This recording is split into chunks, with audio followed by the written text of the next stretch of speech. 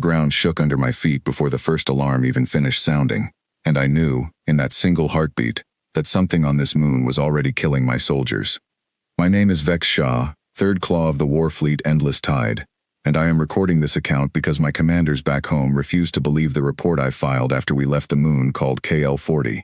They think I am exaggerating. They think fear has clouded my memory. It has not.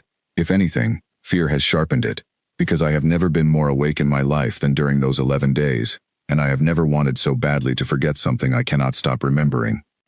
We arrived with 400 soldiers, 3 gunships, and full orbital support. Our scans told us the human outpost on that moon held no more than a dozen people, and our command called it a formality. Secure the base, hold the moon, wait for the rest of the fleet. Nobody expected resistance worth mentioning, because nobody expected 12 people to matter. The first shot came from nowhere. One moment my soldier Torv was walking beside me across the open plain, and the next moment he was on the ground, and there was no flash, no sound before it, nothing our sensors had caught. We hit the dirt and scattered, and over the comm channel I heard nothing from the humans at all. No shouting, no panic, just silence. And somewhere out there in that silence, something patient was watching us. We called it a lucky shot. We told ourselves worse things happen in every campaign. But by the end of the first day, 4 more of my soldiers were gone, each one taken by a single clean shot from a position we could never quite locate in time. It was not luck. It was a pattern, and the pattern terrified me more than any weapon could have, because it meant someone out there was choosing exactly who to remove, and exactly when. On the second day, my closest companion in the unit, a soldier named Dosh Ren, stepped on ground that looked identical to every other stretch of dust around it, and the earth opened beneath him. We later learned the humans had disturbed the soil on purpose in dozens of places, not just where the real traps were, so that our scanners could never tell the difference between danger and dust. Dosh Ren did not survive long enough for me to say anything to him. I remember kneeling there and thinking, this is not a lucky species. This is a careful one. Our commander, an officer named Ta Lek, who had led the fall of an entire fortified station many years before, refused to slow the advance. He said fear was worse than any human weapon, and that if we let 12 people stop 400, we did not deserve the uniforms we wore. I respected him for saying it. I still respect him for saying it even now, because 2 nights later, during a storm that blotted out every star above us, a single human fired 1 round from somewhere in the dark, and Ta Lek fell where he stood. We measured the distance afterward. It was farther than any of our own marksmen could reliably hit a target even in daylight, and this person had done it blind, in a storm, at night. By the 5th day we had stopped calling them the garrison. Somewhere among the soldiers, without any order from above, we started calling them the 12, the way you name something that has grown larger than the facts you know about it. We had killed 2 of them by then, though killed feels like the wrong word, because even wounded, even after we thought we had them, they kept fighting with a calm that felt less like courage and more like simple habit, as if this was an ordinary Tuesday for people who had never once considered giving up an option worth thinking about. I want to describe what it felt like to be hunted by 12 people for 11 days, because I do not think words can fully hold it, but I will try. It was not fear of dying. Soldiers accept that fear early, or they do not survive long enough to matter. It was something colder. It was the feeling of realizing, slowly and completely, that the thing hunting you is smarter than you are, calmer than you are, and not even slightly impressed by your numbers. On the 9th day, one of our gunships tried to flush them out with a wide sweep along the ridge where we believed their main position was hidden. The gunship never fired a shot. It came back low, damaged, and the pilot reported that something had disabled 2 of its thrusters from the ground, with what looked like nothing more than a modified mining tool. A mining tool, not a weapon built for war. A tool meant for cutting rock, turned instead against one of our aircraft, and it had worked. That detail should have told us everything. It did not yet, because we were too tired and too afraid to think clearly, and grief does strange things to judgment. On the 10th day, we lost 30 more soldiers trying to take the ridge directly. I remember watching young soldiers who had trained beside me for years fall one after another, and I remember feeling something I had never felt in any other campaign, something close to shame, as if we were the ones behaving badly by refusing to accept what the ground itself seemed to be telling us. Leave. Turn around. This is not your moon. We did not leave. Command would not allow it. And so on the 11th day we prepared for a final assault, certain that whatever remained of the 12 had to be nearly finished, exhausted, low on supplies, close to breaking. Then a voice came over our own channel, speaking our language with careful, practiced pronunciation. It was calm. It did not sound like someone who thought she might die soon. Her name, we later learned, was Claire. She told us plainly that they had run out of ammunition for their heaviest weapon, that perhaps 6 of them remained able to stand, and that if we wanted the moon badly enough to walk the last stretch of ground toward them, we were welcome to try. Then she said something that has stayed lodged in my memory ever since. She told us to think very carefully about what would happen once the rest of her people arrived. We took her warning as bravado. We were wrong to.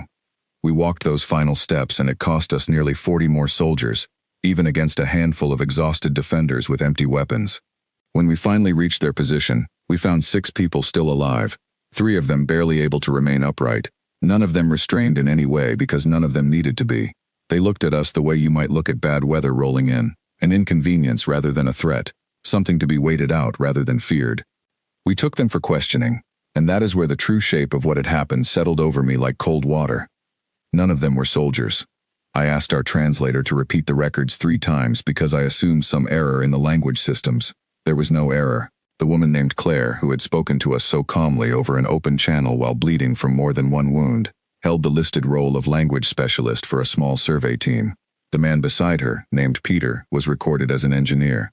Another, a young woman named Grace, was a water system specialist. A quiet man named Henry handled equipment logistics. None of them were trained for combat in any real sense. Their records showed only a brief mandatory course, the kind any traveler beyond their home system is required to complete, similar to basic instruction in emergency care, nothing more serious than that. This had never been a military outpost. It was a small research post, staffed with people who studied rock formations and water tables and local wildlife, and who had been handed simple firearms and a few weeks of range practice as nothing more than routine policy for anyone stationed far from home. I asked Claire directly why she had warned us so plainly, when surely she understood that no help might reach them in time. She looked at me for a long moment before answering, the way someone looks at another person who has clearly missed something important. She told me that we had already decided her small team was the frightening part of this encounter, and that she thought it fairer for us to learn otherwise from someone calm, rather than from people in a panic. I did not fully understand her meaning then. I understand it completely now. We held the moon for 6 more days after that exchange. On the 7th day, we finally understood what she meant. It was not a fleet that arrived. Our sensors detected only a single vessel, unmarked, unfamiliar to every record in our intelligence archives. It made no demands. It offered no threats. It did not fire on the 2 gunships we still had in orbit, though it easily could have. It simply extended a boarding tube down to the surface, and from it stepped a group of soldiers, perhaps 40 in number, moving with an unhurried calm that felt far more unsettling than any show of aggression would have. They did not run toward the 6 survivors. They walked, the way you walk toward someone you care about, and they lifted each of the 6 onto their shoulders and carried them gently back toward the ship, while the remaining soldiers formed a loose, easy line, facing our remaining forces. There was no anger in their posture. There was something closer to patience, as though they were mildly curious whether we would be foolish enough to test them, and quietly hopeful that we would not. We were not foolish enough. Within the hour, every surviving officer among us agreed to withdraw, and our formal report back home describes it as a strategic repositioning. I will describe it honestly here instead. It was a retreat, and every soldier standing on that moon understood the same truth at the same moment. The 12 people who had bled us for 11 days had never been the true warning. They had simply been the first sign of it. I keep returning to one memory from that final hour, the moment before Claire was lifted aboard the ship. I asked her, foolishly and honestly, whether she feared what might be sent after us next. She smiled at me, and it was not a cruel smile at all. It was closer to something gentle, almost like sympathy. She told me not to worry about the people carrying her away. She said to worry instead about what happens if we ever force her people to send anyone else. She said her team was simply what an ordinary group of workers looked like when left with no other choice, and that we should consider very carefully whether we truly wanted to meet what her people considered serious. I have not slept a full night since that conversation. I do not know what those 40 calm soldiers were trained for, or what quiet strength waited behind them that we never even glimpsed. What I know is this: we did not lose to 12 soldiers on that moon. We lost to 12 ordinary people who happened to carry weapons as a formality, and who fought with a discipline that their own species apparently considers nothing more than a basic expectation. Our command wishes to send another fleet within a few months. I have asked instead for reassignment to the farthest edge of known space, as far from that border as duty allows. I do not say this from cowardice.